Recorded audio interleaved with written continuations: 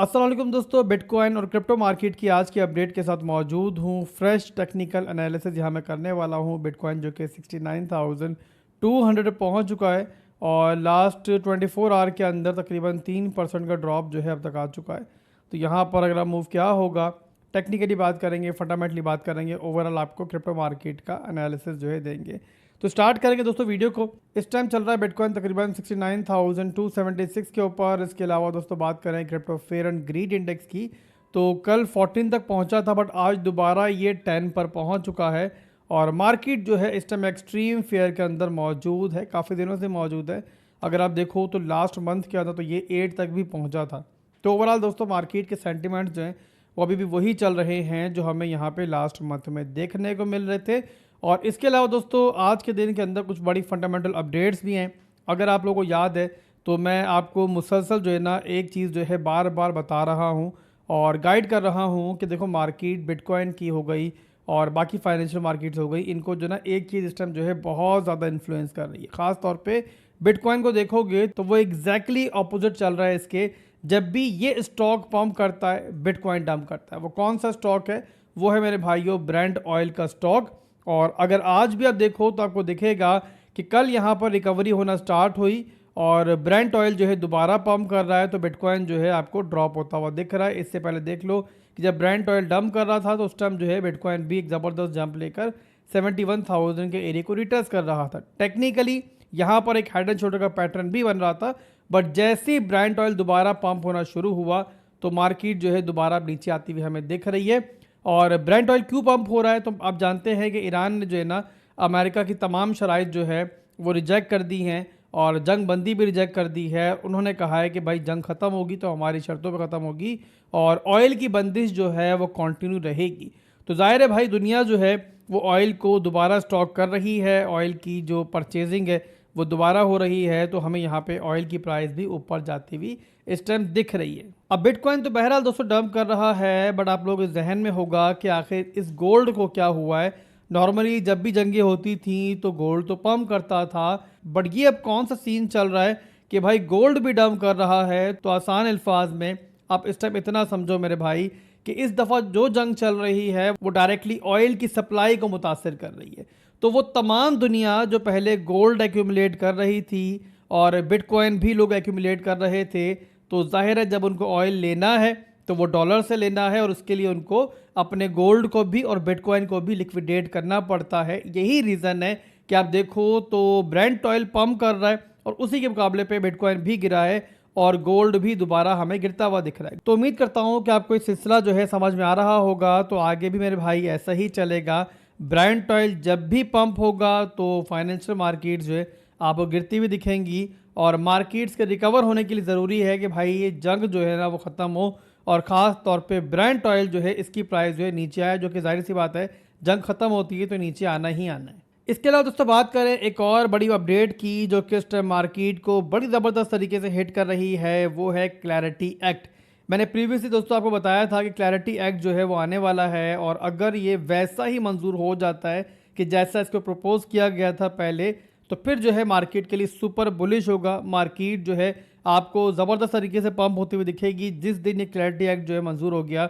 But अब यहाँ पर दोस्तों जो खदशा था, जो हमें डर था, वही हो रहा है और इस क्लैरिटी एक्ट के अंदर जो है बहुत सारी चेंजिंग जो है की जा रही है और सबसे बड़ी चेंजिंग जो होने जा रही है वो जो है ना कुछ अच्छी चेंजिंग नहीं है और वो है मेरे भाइयों स्टेबल कॉइन्स की रेगुलेशंस जो आने वाली हैं। और उसमें क्या होगा मेरे भाई, तो आपको याद होगा एक वीडियो के अंदर हमने डिस्कशन की थी कि जो यूएसए के बैंक्स है ना उन्होंने खास तौर पे जो है ना ये डर जाहिर किया है कि अगर क्लैरिटी एक्ट आता है और उसके बाद स्टेबल कॉइन्स के ऊपर जो यील्ड मिलता है, जो आपका इंटरेस्ट मिलता है वो कंटिन्यू रहता है, तो फिर जो बैंक्स के अंदर डिपॉजिट्स हैं उनको जो है ना बड़ा नुकसान हो सकता है और लोग अपने पैसा जो है बैंक से निकाल के स्टेबल कॉइन्स में कन्वर्ट करके इस यील्ड के लिए जा सकते हैं, इस इंटरेस्ट के लिए जा सकते हैं। उसका रीज़न ये है कि स्टेबल कॉइन्स के ऊपर जो इंटरेस्ट मिलता है वो बैंक से कहीं ज़्यादा है और अगर क्लैरिटी एक्ट मंजूर हो जाता और स्टेबल कॉइन्स के अंदर एक बड़ा मनी फ्लो होता तो वो इंटरेस्ट जो है मज़ीद भी बढ़ सकता था।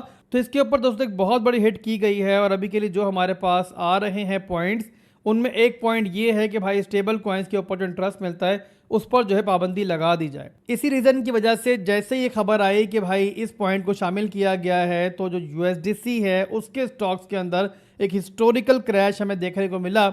इसके अलावा कॉइन बेस के स्टॉक के अंदर भी बहुत बड़ा ड्रॉप देखने को मिला। तो बहरहाल दोस्तों, अभी के लिए क्लैरिटी एक्ट के अंदर जो चेंजिंग्स की गई हैं उसकी वजह से क्रिप्टो बरादरी जो है वो इस टाइम जो है दो हिस्सों में बटी हुई दिखाई दे रही है। एक हिस्सा ये कह रहा है कि कड़वी गोली जो है निगल लो, रेगुलेशंस को हो लेने दो, जबकि दूसरा हिस्सा ये कह रहा है कि भाई हमें एक ऐसी जेल में बंद कर दिया जाएगा कि जहां पर जो है ना फिर निकलने का कोई चारा नहीं होगा। तो ये रीज़न है जिसकी वजह से बहरहाल इस टाइम दो मुख्तलिफ राय जो है इस क्लैरिटी एक्ट को लेकर जो है इस टाइम पाई जा रही है। यहाँ पर एक बात मैं ऐड करता चलूँ कि स्टिल यहाँ पे चेंजिंग्स की गुंजाइश बाकी है। अभी जो भी यहाँ पे प्रपोज किया गया है वो सिर्फ एक सजेशन है और मे भी पॉसिबल दोस्तों कि आगे चल के जो है ये बदल भी जाए, बट अभी के लिए बहरहाल मार्केट के लिए अच्छी खबर ये नहीं थी। एनीवेज के बाद चलते हैं बिटकॉइन के चार्ट के ऊपर टेक्निकली क्या चल रहा है, आपको जल्दी से मार्केट का रिव्यू देते हैं। मैक्रो के ऊपर तो ऑलरेडी बार बार बता चुका हूँ मैं आपको कि इस टाइम चार्ट जो है वो नेगेटिव है और यहाँ पे जस्ट मार्केट ने एक लो बनाया है, उसके बाद एक लोअर हाई का मूव आया है और ओवरऑल यहाँ पर बिटकॉइन जो है एक डाउन ट्रेंड की मूवमेंट के अंदर है। इसके अलावा यहाँ पर डेली में आप देखो तो एक बेयर फ्लैग का पैटर्न भी बन रहा है। तो मैक्रोस के अंदर बहरहाल मार्केट जो है स्टिल नीचे की जाने भी इशारे कर रही है। तो इसी वजह से आने वाले वीक्स के अंदर कोई भी अगर अपवर्ड मूव आ भी जाता है, ऊपर एक अनफिल्ड सीएमई गैप पड़ा हुआ है, तो उसको लेकर जो है ना आपने लेवल टू लेवल सोचना है और मार्केट जो है अगर ऊपर जाती भी है तो मोस्ट प्रॉब्ली जो है वहां से एक बड़ी रिजेक्शन दोबारा लेकर जो है नीचे आएगी। इसके अलावा शॉर्ट टाइम फ्रेम की बात करें तो कल के दिन के अंदर हमें एक अच्छी मूवमेंट देखने को मिल रही थी, एक छोटा सा बुलिश पैटर्न भी बन रहा था, बट बहरहाल नेकलाइन के ऊपर हम मौजूद थे। ब्रेकआउट के बाद ही जाहिर सी बात है कोई अपवर्ड मूव आ सकती थी, तो ब्रेकआउट नहीं हुआ अभी के लिए और नेकलाइन से हमें रिजेक्शन मिली है और इसी रेंज के अंदर देखो आप डेली के अंदर तो हमारा रेंज हाई का एरिया भी है, तो यहाँ पर रेंज हाई से ऊपर भी बहरहाल क्लोजिंग नहीं मिली है और अभी के लिए हम लोग स्टिल रेंज के अंदर ही ट्रेड कर रहे हैं। अब यहाँ पर दोस्तों बिटकॉइन है एक लोकल सपोर्ट के ऊपर, ये मैंने यहाँ मार्क कर दी है। लोकल सपोर्ट है हमारी 69 से लेके तकरीबन यहाँ पे 68,800 की और ये सपोर्ट जो है अभी के लिए शॉर्ट टर्म के अंदर बिटकॉइन के लिए इंपॉर्टेंट है। बिटकॉइन जब तक इसे होल्ड कर रहा है एक अपवर्ड मूव जो है एक्सपेक्ट हम कर सकते हैं, अदरवाइज अगर ये सपोर्ट लूज होती है और क्लोजिंग नीचे होती है तो फिर यहाँ पर मिड रेंज जो है वो हमारी खतरे में पड़ जाएगी। तो अभी के लिए बहरहाल यहाँ पर डेली क्लोजिंग नहीं हुई है और डेली क्लोजिंग जो है वो स्टिल चल रही है। अगर आज की डेली क्लोजिंग जो है दोबारा 70,000 से ऊपर हो जाती है तो फिर तो यहाँ पर जो कल की मूवमेंट चल रही थी, जो पैटर्न बन रहा था बिटकॉइन, उसको दोबारा कंटिन्यू कर सकता है। अदरवाइज अगर क्लोजिंग नीचे हो जाती है तो फिर यहाँ पर मिड रेंज जो है वो हमारा रिटेस्ट होगा। तो अभी के लिए दोस्तों बस इतना ही था, मिलते हैं इंशाल्लाह एक और वीडियो के साथ बहुत जल्द। दुआ में रखिएगा। अल्लाह हाफिज़।